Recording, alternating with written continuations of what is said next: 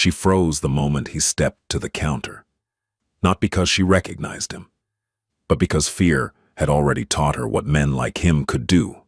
The Mafia boss noticed her hands shaking as she scanned his items. Too fast, too careful, eyes glued to the register. When their eyes met, she flinched. That was when he realized. The fear had nothing to do with him, and everything to do with what would happen after he left. The convenience store sat on the corner of 8th and Monroe, wedged between a closed laundromat and a check-cashing place with bars on the windows.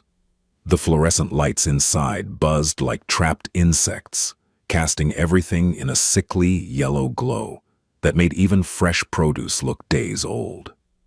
Johnny DeSantis didn't usually shop for himself. He had people for that.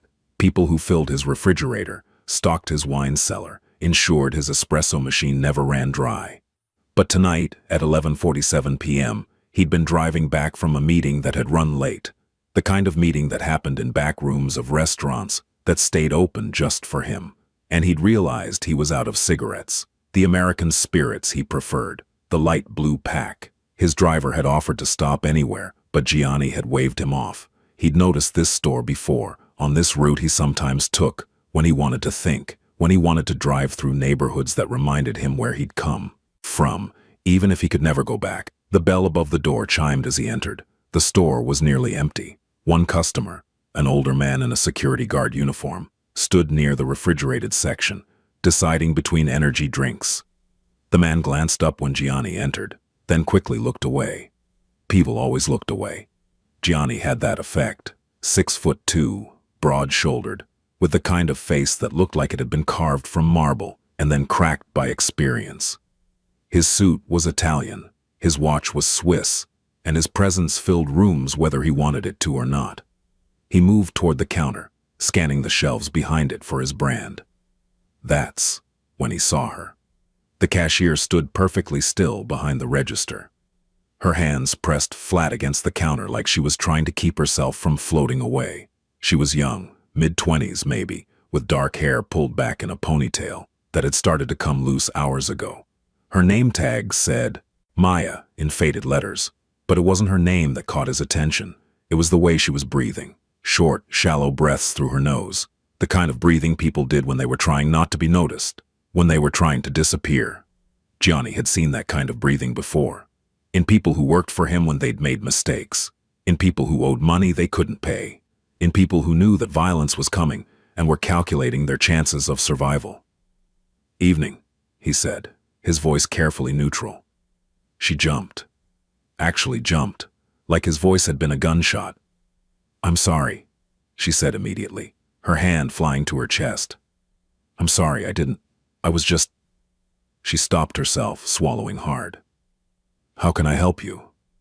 Her voice trembled on the last word. Gianni studied her more carefully. Her eyes were green but ringed with the kind of exhaustion that came from not sleeping, not from working late. She had a small bruise on her left wrist, just visible where her sleeve had ridden up. Her fingernails were bitten down to the quick. "American spirits," he said, keeping his voice even. "Light blue." "Yes, of course. Right away." She turned too quickly, stumbling slightly as she reached for the cigarettes on the shelf behind her. Her hands shook as she grabbed the pack, not the subtle tremor of nervousness, but the visible shake of genuine fear. She was terrified. But not of him. Gianni knew what it looked like when people were afraid of him specifically. They became very still, very polite, very careful not to make eye contact. They measured every word. They tried to give him what he wanted before he had to ask. This was different. Maya wasn't looking at him at all. She was looking past him toward the door, then toward the security camera mounted in the corner, then toward a door marked "Employees Only" at the back of the store. She scanned the cigarettes with trembling fingers. 10:47, she said, her voice barely above a whisper. Gianni pulled out his wallet, not the expensive leather one he usually carried, but a simpler black one he kept in his car for occasions like this, and handed her a 20. Her fingers brushed his as she took it, and she flinched again. "I'm sorry," she said again for the third time in as many minutes. "I'm sorry, I just—" "For what?" Gianni asked. She froze, her eyes going wide. What?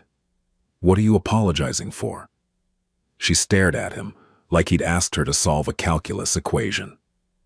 I don't. The door at the back of the store opened. Maya's entire body went rigid. A man emerged from the back room, early 40s, thinning hair, cheap dress shirt with sweat stains under the arms.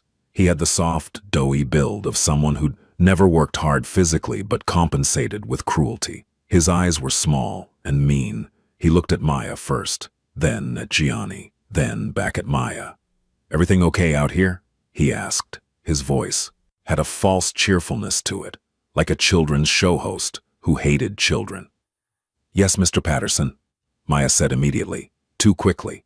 "Everything's fine. I was just helping this customer," Patterson said, his eyes still on her. "Good. That's good." He smiled, but it didn't reach his eyes. "Remember what we talked about, Maya. Customer service, it's everything." "Yes, sir. Everything. I understand." Patterson's smile widened slightly, and Gianni saw Maya's shoulders hunch forward, like she was trying to make herself smaller. Then, Patterson looked at Gianni, and his expression shifted. Not to fear, he clearly didn't recognize who Gianni was, but to a kind of obsequious friendliness that Gianni had learned to hate years ago. "We appreciate your business, sir," Patterson said. "Maya's one of our best. She knows how important our customers are." Gianni said nothing. He simply held Patterson's gaze until the other man looked away. "Well," Patterson said, his smile faltering slightly, "I'll let you finish up. Maya, I'll be in my office if you need anything." He disappeared back through the door, but Gianni noticed he left it slightly ajar, just enough to listen. Maya's hands were shaking so badly now that she could barely count out his change. "I'm sorry," she whispered. "I'm so sorry. She stopped, pressing her lips together hard enough to turn them white. Gianni took his change and his cigarettes, but he didn't leave. "How late are you open?" he asked.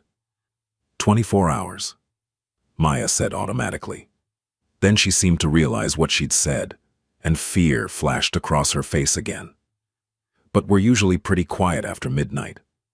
Most people, they go to the bigger stores, the ones with more selection. I mean, if you need something else, if the cigarettes aren't..." "They're fine," Gianni said. She nodded quickly, still not quite looking at him. Gianni walked toward the door. The security guard had already left, his energy, drink in hand. The store was empty now, except for Maya, and whoever was behind that door. He paused at the exit. Then he turned back.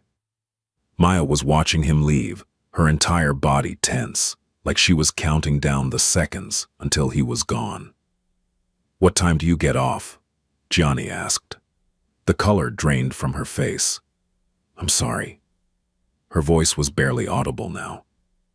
"Your shift," Gianni clarified. "When does it end?" I close at 6 a.m.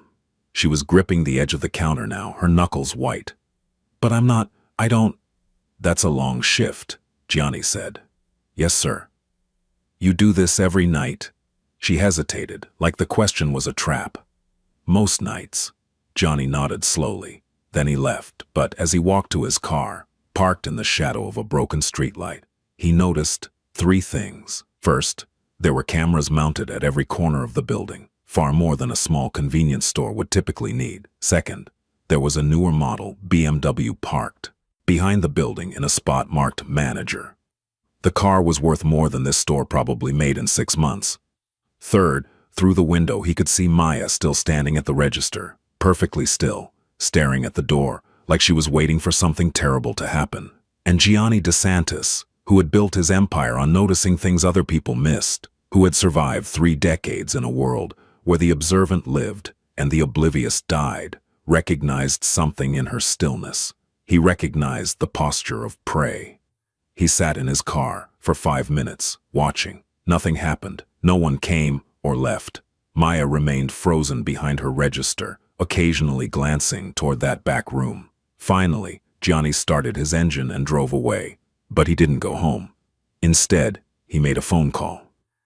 "Tony," he said when his head of security answered, "I need you to look into something." Gianni didn't return to the store the next night. He'd learned a long time ago that patterns made you predictable, and predictable made you dead. Besides, he had other business to attend to, a shipment that needed clearing through customs, a restaurant owner who thought he could renegotiate their arrangement, a city councilman who needed to be reminded why he'd been elected. But on the third night, at 11:52 p.m., he found himself driving down 8th Street again. The store looked exactly the same. Same flickering neon sign advertising lottery tickets, same grime on the windows, same sense of barely controlled decay that seemed to permeate this whole neighborhood. Different car behind the building, though, not the BMW. A beat-up Honda Civic with a dented passenger door. Johnny parked and went inside. The same bell chimed, the same fluorescent lights buzzed, and there was Maya, behind the same register, wearing the same exhausted fear like a second skin. She looked up when he entered, and something flickered across her face. Not quite recognition, they'd only met once, but something close to it. A kind of weary familiarity with the type of man who walked into convenience stores after midnight in expensive suits. "Good evening," she said. Her voice was steadier tonight, more practiced. Gianni noticed immediately that her makeup was heavier than before, covering something on her cheek. Her sleeves were longer too, despite the warmth of the store. "Coffee," he said, gesturing toward the self-serve station in the corner.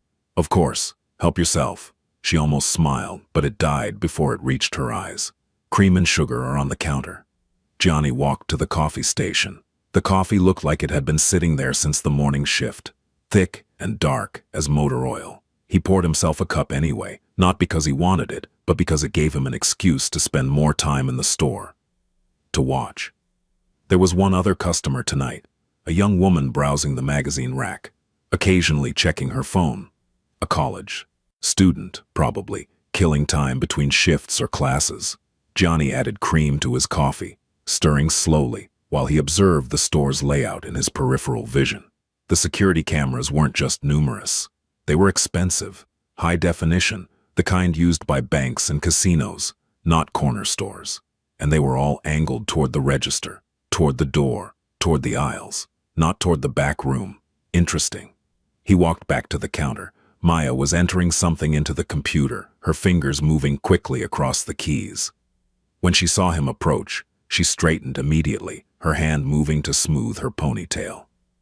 That gesture. He'd seen it before too. Women in his clubs did it when certain men approached. A kind of preemptive grooming, making themselves presentable for someone whose displeasure had consequences. "Just the coffee?" she asked. "And these?" He grabbed a pack of gum from the display near the register. He didn't chew gum, but it didn't matter. She rang it up. Her hands were steadier tonight, but he noticed she kept glancing at the time on the register display. 11:58 p.m. 2 minutes until midnight. "375, she said. Johnny handed her a 5. "Keep the change." "Oh, I can't." She stopped herself, pressing her lips together. "Thank you. That's very kind." But she didn't put the money in the tip jar near the register. Instead, she carefully folded it and slipped it into her pocket, glancing toward the back room as she did. The door was closed tonight, but Gianni could see light underneath it. "Busy night?" he asked. Maya's eyes widened slightly, like she wasn't used to customers making conversation. "Not really. It's usually pretty quiet after midnight, until the bars close around 2. She paused. "You work late?" "I keep irregular hours," Johnny said. "Me too." She almost smiled again. "Irregular is one way to put it. How long have you worked here?" The question seemed to catch her off. "Guard. 8 months, almost 9 now." "Long shifts?" "Yeah." She looked down at the counter. "The money's okay, though, better than most places." It was a lie. Johnny could hear it in her voice, see it in the way she wouldn't meet his eyes. Whatever this job paid her, it wasn't worth 10-hour night shifts in a neighborhood where most businesses closed at sundown. "You from around here?" he asked. Now she did look at him, suspicion creeping into her expression. "Why?" "Just making conversation." She hesitated, clearly debating whether to answer. "I grew up about 2 hours north, came here for school. College. Community college. But I had to." She stopped, shaking her head. "Sorry, I shouldn't talk about this. You probably want to get going." "I'm not in a hurry." The suspicion deepened. Most people are. After midnight. I'm not most people. Something changed in her expression then. A flicker of, what? Recognition? Warning? No, she said quietly. I guess you're not. She knew, not who he was maybe, but what he was. People could sense it, the same way animals sensed predators. The capacity for violence, even when it was perfectly controlled, left a signature that people felt in their hindbrain. The college student came to the counter, ready to pay for her magazine. Maya shifted immediately into customer service mode, smiling, making small talk, counting change, playing her part perfectly. Johnny stepped aside, sipping his terrible coffee, watching. When the student left, Maya was alone with him again. The store fell silent except for the buzzing lights and the hum of refrigerator motors. I should let you get back to work, Johnny said. Relief flooded her face. Okay, thank you for stopping in. He walked toward the door, then stopped. That bruise on your cheek, he said, not turning around. The one you're covering with makeup. How'd you get it? The silence that followed was absolute. When he turned, Maya was staring at him with an expression he recognized instantly. It was the look people got when they realized they'd been seen, truly seen, for the first time in a long time.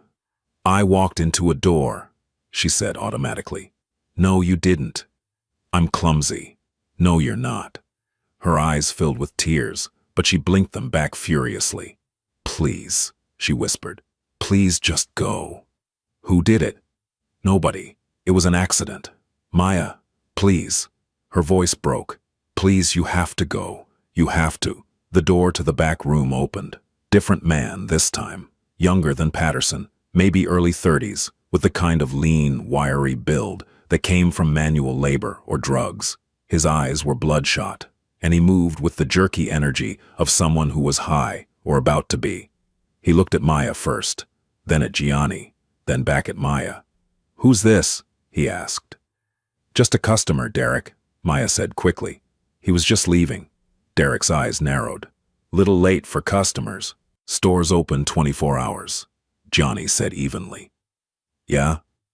Derek moved closer, and Gianni saw Maya stiffen. Well, we appreciate your business and all, but maybe you should, take it somewhere else next time. We're pretty full up here. The store was empty. Derek, Maya said, her voice tight with warning. He's a customer. We can't. I said, Derek interrupted, his voice hardening, that he should take his business elsewhere.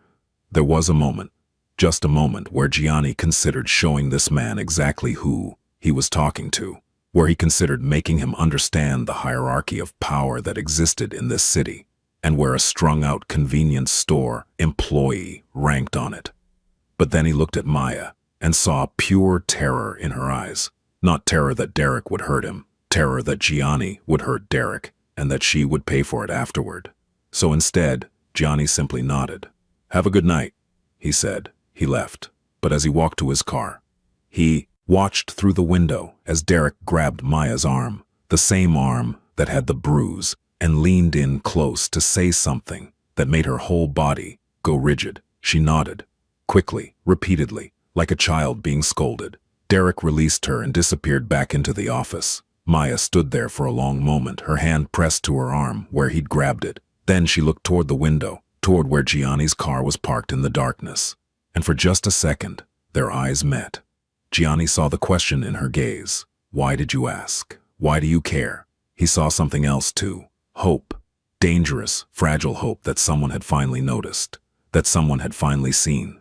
Gianni started his car and drove away, but this time he made 3 phone calls. First, to Tony again. I need everything. The store, the employees, the owner, the finances, everything. Second, to his accountant. How hard would it be to buy a convenience store? Third, to someone who didn't ask questions and didn't leave traces. I need surveillance. Discreet. Just watching. Because Gianni DeSantis had recognized something in Maya's eyes that he hadn't expected to recognize. He'd seen the same look in his own mother's eyes, 30 years ago when his father would come home drunk. The same calculation. How long can I endure this? How much can I survive?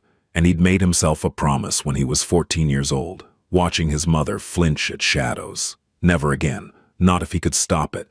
The information came in pieces over the next week. Tony delivered the first report 3 days later, spreading papers across Gianni's desk in his office above the restaurant on Mulberry Street. The office had floor-to-ceiling windows that overlooked the neighborhood, the kind of view that reminded everyone who saw it that Gianni was watching, always watching. The store's called Quick Stop Market, Tony said, pointing to a property deed, owned by a shell company called Monroe Enterprises LLC. I traced it back through 4 different holding companies, but the actual owner is a guy named Vincent Patterson. The manager, Gianni said. Yeah, but here's where it gets interesting. Tony pulled out another document. Patterson doesn't own just this store. He owns 5 others, all in low-income neighborhoods, all operating on razor-thin margins that don't make sense given the locations and inventory. Gianni leaned back in his chair. Money laundering. That'd be my guess, but it's clean, really clean. Whoever's doing his books knows what they're doing. Tony paused. There's more. The security system in that store cost about 40 grand to install, for a place that probably makes that in profit over a year. He's protecting something, or watching something. Tony tapped another photo. I pulled footage from a traffic camera down the street. Look at this. He showed Gianni a series of time-stamped images. Cars pulling up behind the Quick Stop, late at night. Men going in through the back door. Staying for 5, 10 minutes. Leaving with nothing visible. How often? Gianni asked. 3, 4 times a week. Always between 1 and 3 a.m. Always different guys, but... Tony pulled out more photos. I ran facial recognition on a few of them. Small-time dealers, mostly. Couple of enforcers for the Lucci family. The Lucci family. Gianni's jaw tightened. They'd been encroaching on his territory for months, operating in neighborhoods he'd controlled for years. He'd been preparing to address it, but quietly, carefully. Violence was expensive and drew attention. So Patterson's running a drug operation out of the store, Gianni said. Looks like it. Using the legitimate business as cover. Smart, actually. Who's going to suspect a shitty convenience store? Tony hesitated. You want me to handle it? No. Gianni's voice was flat. Not yet. What about the girl? Tony's expression shifted. Maya Reyes, 26. No, criminal record. Came here 4 years ago from upstate. Place called Millbrook. Started at community college. Dropped out after 2 years. Why? Records don't say. But she started working at the Quick Stop about 9 months ago. Before that, she worked at a diner that closed. And before that, a laundromat. Tony paused. She's sending money home. I tracked wire transfers, about $400 a month every month to a woman named Rosalie Reyes in Millbrook. Mother? Probably. I'm still digging, but it looks like Rosalie's been in and out of hospitals, medical bills, a lot of them. Gianni absorbed this. $400 a month out of a cashier's salary. That was why Maya was working 10-hour night shifts. Why she couldn't afford to quit. What about the bruises? He asked. Tony shifted uncomfortably. I put a guy on surveillance like you asked. She shows up to work with new ones every few days. Different locations. Arms, sometimes her face, once her neck. She covers them with makeup and long sleeves. Who's hitting her? That's where it gets complicated. Tony pulled out another photo. The guy from the back room, Derek Simmons. He's Patterson's cousin. Also has a record. Assault, possession, couple of parole violations. He lives in the apartment above the store with his girlfriend. Which means he's there watching her all night, Gianni said. Yeah, but it's not just him. Tony showed another photo. This is Maya's boyfriend, or ex-boyfriend. It's hard to tell. Guy named Aaron Chen, works at a warehouse during the day, shows up at the store sometimes late at night. I've got footage of them arguing. Gianni studied the photo. Aaron was young, maybe late 20s, with the kind of boyish face that probably made people trust him. But Gianni saw the tension in his posture, the way his hand was raised in the picture, finger pointing at Maya's face. Arguments physical? He asked. My guy says yes. Last week, Aaron showed up at 2 a.m., started yelling at her about money. Maya tried to calm him down, said something about needing to send it to her mom. He grabbed her by the throat, pushed her against the wall. Tony's voice went flat. Derek came out, told Aaron to take it outside. Not because he gave a shit about Maya, just didn't want the cameras catching it. Gianni's hands curled into fists on the desk. So she's trapped, he said quietly.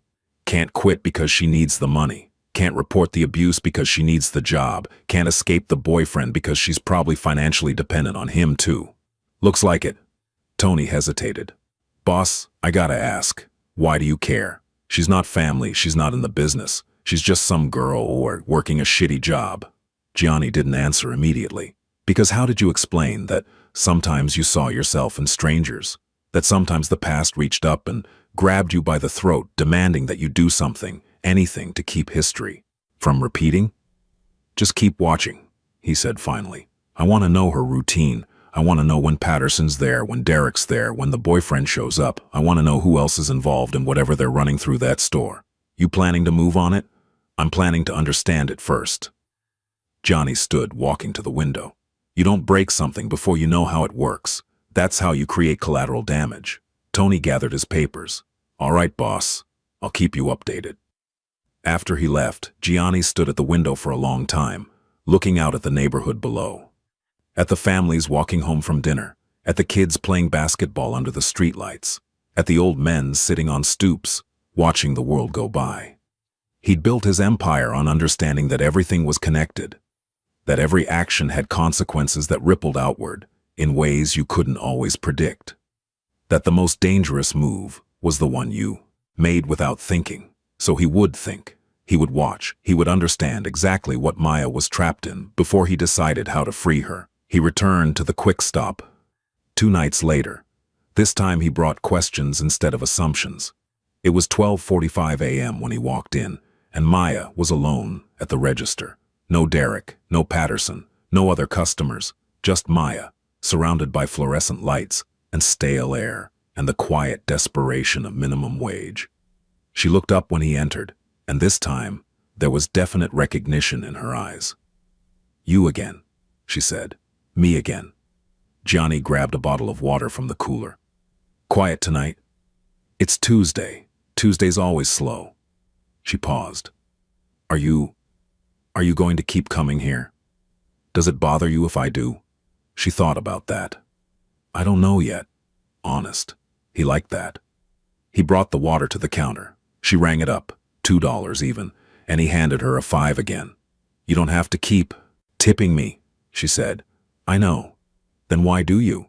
Because you're working a job that doesn't pay enough, sending money home to someone who needs it, and dealing with people who hurt you. Gianni met her eyes. The least I can do is tip. Her face went pale. How did you? I notice things. She swallowed hard. That's not normal. Normal people don't notice things like that. I'm not normal people. Yeah. Her voice was barely a whisper. I figured that out. They stood there for a moment, the fluorescent lights buzzing overhead, neither of them moving. Finally, Maya spoke. What do you want? She asked. Really? Because men like you, they don't come to places like this unless they want something. And I don't have anything to give. Men like me, Gianni repeated. Yeah. She lifted her chin slightly, a flash of defiance cutting through the fear. I know what you are. I grew up around guys like you, the ones who think they own everything, the ones who take what they want. And what do I want, Maya?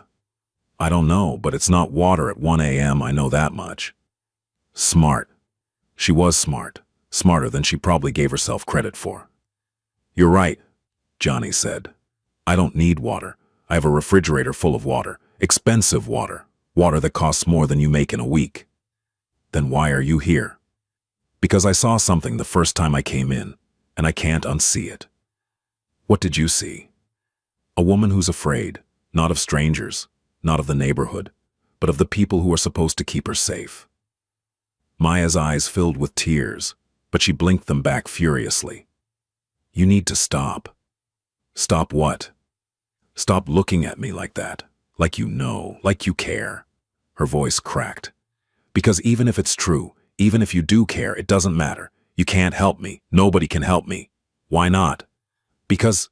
She stopped, glancing toward the back room, toward the cameras, toward the door. Because this is my life. This is what I chose. And if I try to change it, if I try to leave, people get hurt. What people? People I love. Your mother, Johnny said. She went absolutely still. How do you know about my mother? I told you, I notice things. That's not... You can't just... She pressed her hands to her face, breathing hard. You need to leave. Right now. Before Derek comes out. Before something happens. What's going to happen? I don't know. But every time someone pays attention to me, every time someone asks questions, it gets worse. So please, just take your water and go. But Gianni didn't move. What if I could make it stop? He asked quietly. What? The fear, the bruises, the having to choose between your mother and your safety. He leaned forward slightly. What if I could make all of it stop? Maya stared at him like he'd spoken a foreign language. You can't. What if I could? You can't, she repeated, but her voice wavered. Nobody can. This is how things are. No, Johnny said. This is how things have been. That doesn't mean it's how they have to stay. She shook her head, tears finally spilling over. You don't understand. Derek, he's watching. Patterson, he knows everything that happens in this store. And Aaron, She stopped, wiping her eyes. He said, if I ever told anyone, if I ever tried to leave, he'd make sure my mom never got another dime. He'd make sure I never saw her again. Aaron doesn't have that kind of power. But Patterson does, and Derek does, and they're all... She stopped again, biting her lip hard. I've said too much. No, Johnny said gently. You haven't said nearly enough. The door at the back of the store opened. Derek emerged, eyes bloodshot, moving with that same jerky energy. He looked at Gianni, then at Maya's tear-stained face, and his expression darkened. Problem? He asked. No problem, Maya said quickly, wiping her face. Customer just needed help. Finding something. Looked like more than that. It wasn't. Derek moved closer, and Gianni saw the bulge under his jacket. Gun. Probably a 9mm. You again? Derek said, looking at Gianni. Thought I told you to find another store. This one's convenient. Johnny said mildly. Yeah, well, convenience ain't worth the hassle. Derek's hand drifted toward his waistband. So maybe you should inconvenience yourself somewhere else. Gianni could have ended this in 3 seconds. He could have drawn his own gun, a .45 he always carried, always within reach, and shown this punk exactly what happened when you threatened Gianni DeSantis. But Maya's eyes were on him, wide and terrified, silently begging him not to escalate.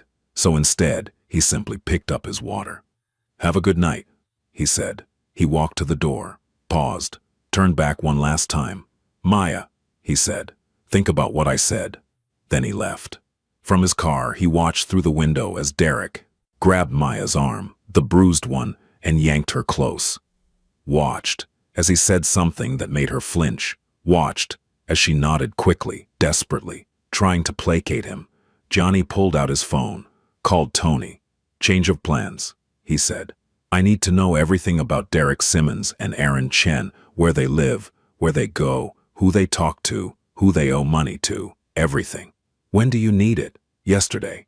Boss, what are you planning? Johnny watched as Derek released Maya and disappeared back into the office. Watched as Maya stood there, shaking, one hand pressed to her arm where he'd grabbed her. I'm planning to remind some people, Johnny said quietly, that fear only works if the person you're scaring doesn't have anyone scarier backing them up. He hung up, sat there in the darkness, watching, always watching, because that's what predators did. They watched, they waited, they learned their prey's patterns, their weaknesses, their fears, and then, when the moment was right, they struck.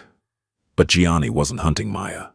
He was hunting the people who'd turned her into prey, and they had no idea what was coming.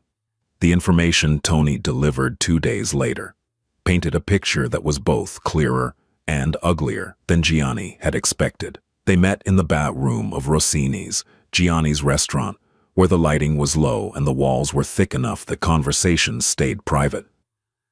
Tony spread out files, photos, documents, the careful archaeology of other people's secrets. Derek Simmons, Tony began, tapping a police report. 3 assault charges, 2 convictions. Did 18 months in Rikers for beating his last girlfriend badly enough to put her in the hospital. Got out 2 years ago, violated parole twice. Somehow never went back.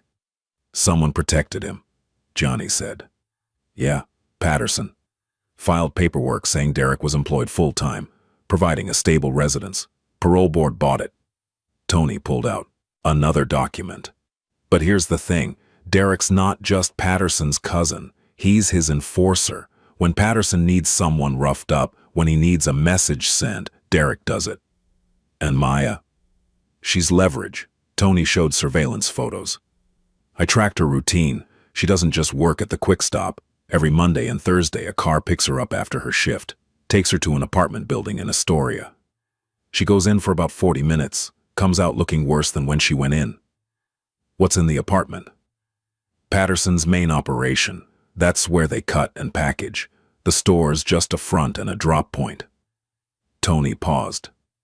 And that's where they keep the girls. Johnny's blood went cold. Girls. 3 of them, as far as I can tell, all working at Patterson's various stores, all trapped the same way. Someone they love is being held over their head. Medical bills, debt, family members who need protection. Tony's voice hardened. Patterson finds people who are desperate and vulnerable, and he hooks them in, makes them complicit in his operation so they can't go to the cops. Uses their own love against them. And Derek keeps them in line. Yeah. Derek and the fear of what happens if they talk. Tony showed another photo. Maya emerging from the Astoria building with fresh bruises on her neck. They rotate the girls through the packaging operation, keeps them all afraid, keeps them all connected to the crime. If one goes down, they all go down. Gianni stood, pacing to the window. Outside, people walked by, unaware, living their lives, protected by his organization's careful maintenance of order, of control. But Maya wasn't protected. None of those girls were. What about Aaron? He asked.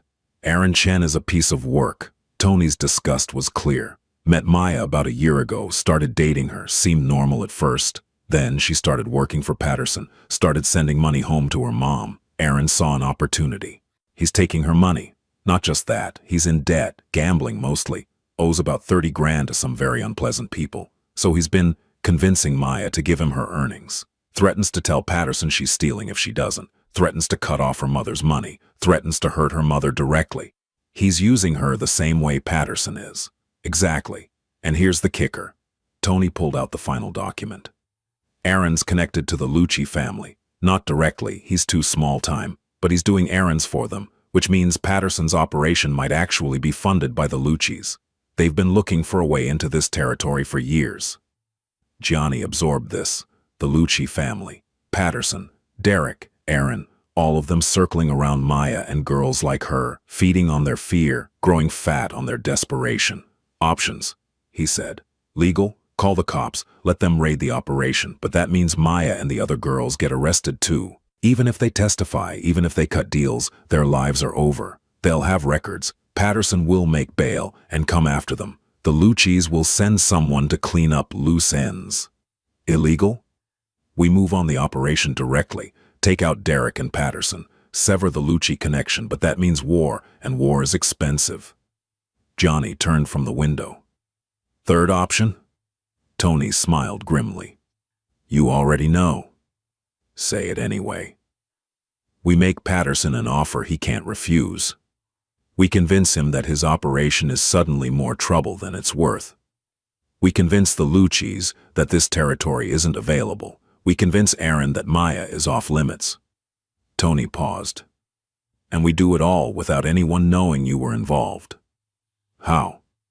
By making them more afraid of what might happen, then they are greedy for what they have. Johnny nodded slowly. It was risky. It required precision. But it was the only way to protect Maya, without destroying her in the process. Set it up, he said. I want to talk to Patterson first. Alone. Vincent Patterson was not a stupid man. He'd built his operation carefully over 10 years, starting with a single store and expanding slowly, methodically. He'd learned to stay below the radar. He'd learned to never get too greedy. He'd learned exactly how much pressure he could apply to people before they broke in ways that attracted attention. But he'd never learned what it felt like to be on the receiving end of that pressure. Not until he got the phone call. It came at 3 a.m., 3 days after Gianni's last visit to the quick stop. An unknown number. Patterson almost didn't answer, but something made him pick up. "Vincent Patterson," he said. "You don't know me," said a voice on the other end. Calm, measured, dangerous. "But I know you." Patterson sat up in bed. "Who is this?" "Someone who's been watching your operation, the stores, the back room, the girls, the connection to the Lucci family." A pause. Everything, fear, cold and sharp, slid down Patterson's spine. "I don't know what you're talking about." "Yes, you do, and you're going to listen very carefully because I'm only going to say this once."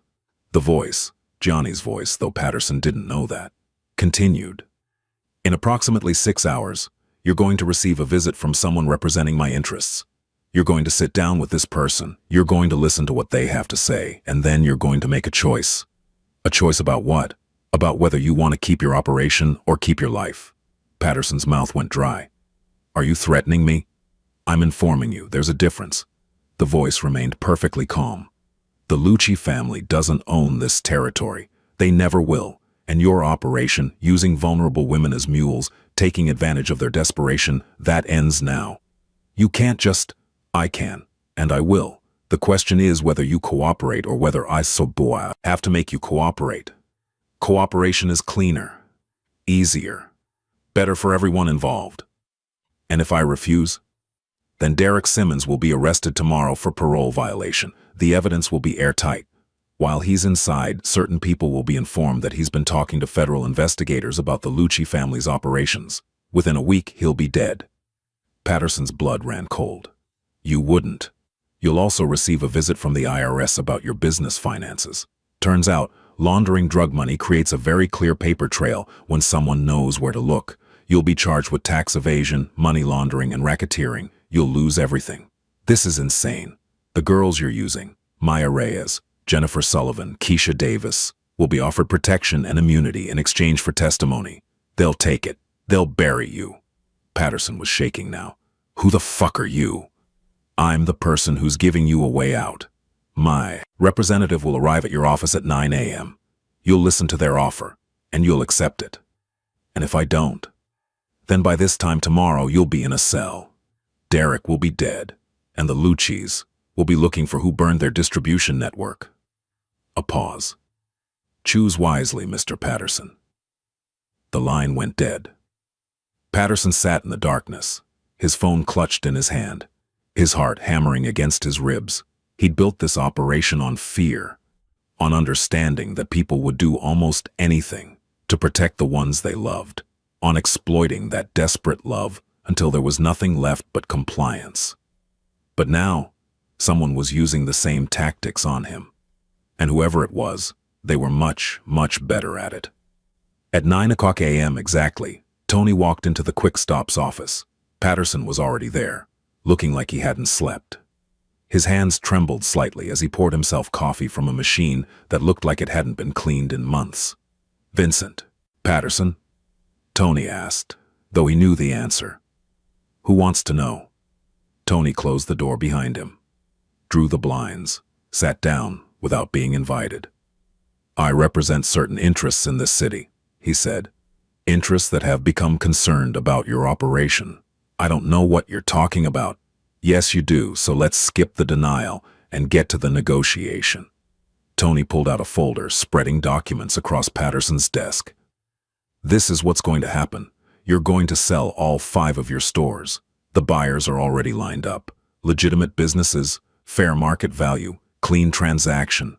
The money will go into an account I've already set up for you. Why the hell would I? Because the alternative is everything I outlined on the phone last night." Tony's voice remained calm. "Within 1 hour of this meeting, if you haven't agreed, Derek gets arrested. The IRS gets an anonymous tip. The Luccis get informed that you've been skimming their product. And the girls get offers they won't refuse." Patterson's face went pale. "This is extortion." "No, this is business. Extortion would be if I was taking something from you. I'm giving you an exit strategy. You walk away clean, with enough money to start over somewhere else. Somewhere far from here. And the girls? The girls are no longer your concern. Tony leaned forward. Here's what happens to them. They quit, effective immediately.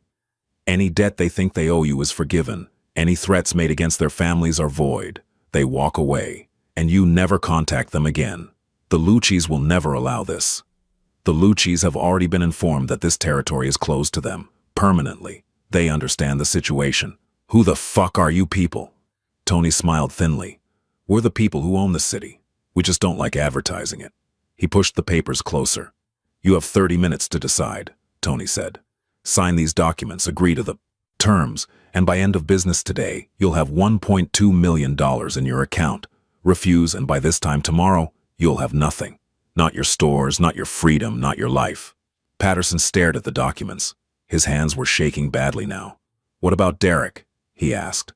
Derek gets on a bus to Florida tonight with $10,000 and a warning. If he ever comes back to the city, if he ever contacts Maya or any of the other girls, he disappears, permanently. And Aaron Chen? Aaron's being handled separately. Patterson picked up a pen, put it down, picked it up again. If I do this, he said quietly, I want protection. From the Lucchis, from whoever you work for, from all of it. You'll have it, as long as you leave and never come back. Patterson signed. His hands shook the entire time, but he signed every document, the sales agreement, the release forms, the non-disclosure agreement that threatened consequences so severe Tony didn't even need to explain them. When it was done, Tony gathered the papers and stood. You made the right choice, he said. Did I? Patterson looked up, and there was something broken in his eyes. I spent 10 years building this. 10 years. You spent 10 years hurting people, Tony corrected. This is you paying for it with money instead of blood. Trust me, Mr. Patterson, you got the better deal. He left. As he walked out of the quick stop for the last time, he saw Maya at the register, serving an early morning customer.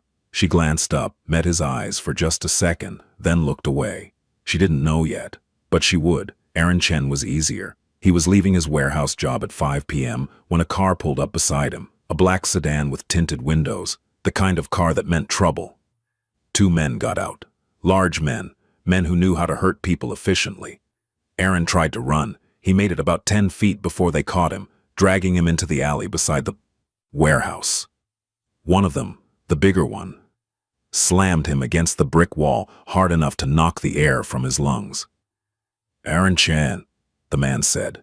It wasn't a question. Aaron couldn't breathe, couldn't speak, could only nod. You know a girl named Maya Reyes. Another nod, more frantic this time. You've been hitting her, taking her money, threatening her mother. I don't, she. The man's hand closed around Aaron's throat. Not tight enough to choke him, but tight enough to make him understand how easily it could. Here's what's going to happen, the man said, his voice perfectly calm. You're going to leave Maya alone. Forever. You're never going to call her, text her, see her, or think about her. You're going to forget she exists. Okay, Aaron gasped. Okay, I will, I promise. I'm not done. The grip tightened slightly. Your gambling debt, the $30,000 you owe, it's paid, clean slate. But if you gamble again, if you borrow money again, if you get into debt again, you don't get another bailout. You get buried, understood? Yes, I understand. And if you ever go near Maya or her mother, if you ever threaten her again, if you ever even say her name, the man leaned in close. They'll find pieces of you in 3 different states. Are we clear? We're clear, I swear. The man released him. Aaron slumped against the wall, gasping. One more thing, the man said. This conversation never happened. You never saw us. You don't know why you're leaving Maya alone, you just are. Because if you talk about this, if you tell anyone about this conversation, we'll know, and we'll come back, and next time we won't be this nice. They left. Aaron stood there in the alley, shaking, tears running down his face, understanding for the first time in his life what it felt like to be utterly powerless. To be afraid of forces he couldn't see, couldn't fight, couldn't escape. He never contacted Maya again. Gianni returned to the quick stop one final time. It was 11:30 p.m., 5 days after Tony's visit to Patterson. The under new management sign was already up in the window. The new owner, a retired cop who'd bought the store legitimately, who had no idea who'd really arranged the sale, was implementing changes, better pay, reasonable hours, actual security. But tonight, Maya was still working. Her last shift before the transition. She looked up when Gianni entered, and this time, something was different in her eyes. Not fear, questions.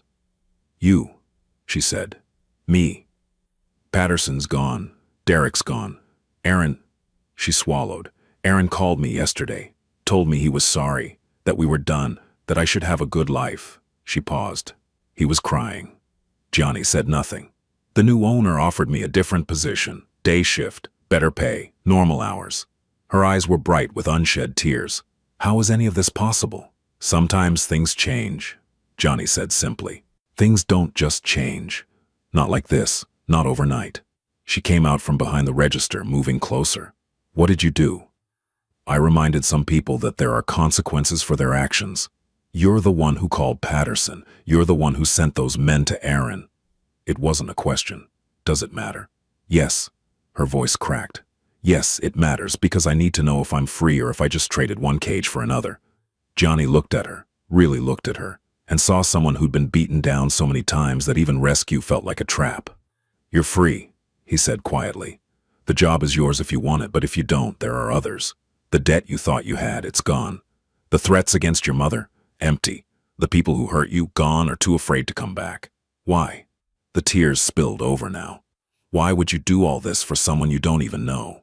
"Because someone should have done it for my mother," Gianni said. "And nobody did." Maya stared at him, understanding dawning in her eyes. "What do you want from me?" she whispered. "Nothing. People like you always want something. Not from you." Gianni stepped back toward the door. "Live your life, Maya. Send money to your mother without having to choose between her and your safety. Work a job that doesn't destroy you. Find someone who treats you the way you deserve to be treated." He paused. "That's all I want. For you to have the chance my mother never had." "I don't even know your name," she said. "You don't need to. Will I see you again?" "No." She nodded slowly, tears still streaming down her face. Then, unexpectedly, she crossed the distance between them and hugged him. A brief, tight embrace that spoke of gratitude too big for words. When she stepped back, she was smiling through her tears. "Thank you," she whispered. "Whoever you are, thank you." Gianni nodded once. Then he turned and walked out of the quick stop. For the last time. As he drove away, he saw her through the window, standing in the fluorescent light, one hand pressed to her mouth, her shoulders shaking with sobs. But they were different sobs than before. Before she'd cried from fear.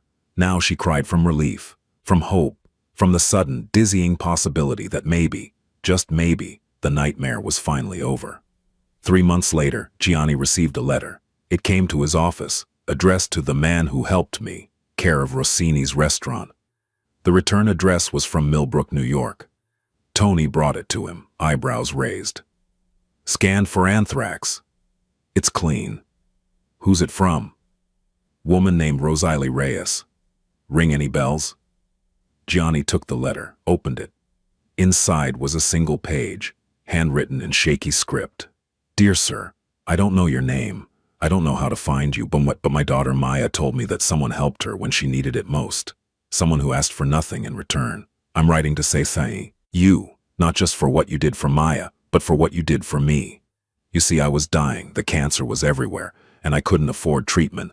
Maya was killing herself trying to send me money, trying to keep me alive. But 3 months ago, everything changed. Maya's situation changed. She got a better job, and somehow, she won't tell me how, my medical bills got paid, all of them, by an anonymous donor.